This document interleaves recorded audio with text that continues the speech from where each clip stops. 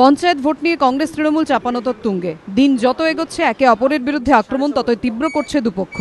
রাজ্য সরকারের দুদফায় পঞ্চায়েত নির্বাচনের নির্ঘণ্ট ঘোষণার প্রেক্ষিতে ইতিমধ্যেই রাজ্যপালের দ্বারস্থ হওয়ার হুঁশিয়ারি দিয়েছে কংগ্রেস। চড়াসুর অব্যাহত রেখেই ফের দুদফায় ভোটের যৌক্তিকতা নিয়ে প্রশ্ন তুললেন প্রদেশ কংগ্রেস সভাপতি।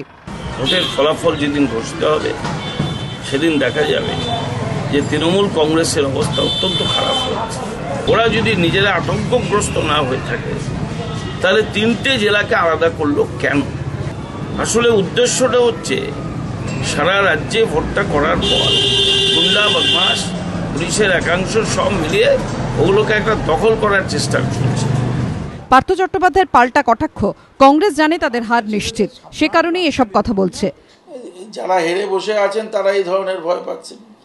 এক দফাই হোক দু দফাই হোক, যারা শক্তিশালী তারা কখনো দফার উপরে চিন্তা করে না, মানুষের আশীর্বাদ দোয়া এবং মানুষের উপরই ভরসা করেন। আগে থেকেই হারার ভয়ে কারণ খুঁজছেন তারা, এটা অত্যন্ত দুর্ভাগ্যজনক। আমি বলবো পার্থ কটাক্ষের জবাবে তাকে পাল্টা চ্যালেঞ্জ ছুড়ে দিয়েছেন কংগ্রেস নেতা আব্দুল মান্নান। কংগ্রেস যদি তার আশপাশে পার্থবাবু আগামী নির্বাচনে নিজে জিততে পারবেন কাছে, তাহলে বোঝা যাবে যে চ্যালেঞ্জ করছি 10টা সিট বেছে নেয় ওরা, 10টা সিটে শুধু নির্বাচন করে 10টা সিট যদি ওরা নির্বাচনে যদি একা জিততে পারে তাহলে তখন পার্থবাবুর কথা বেরিয়ে।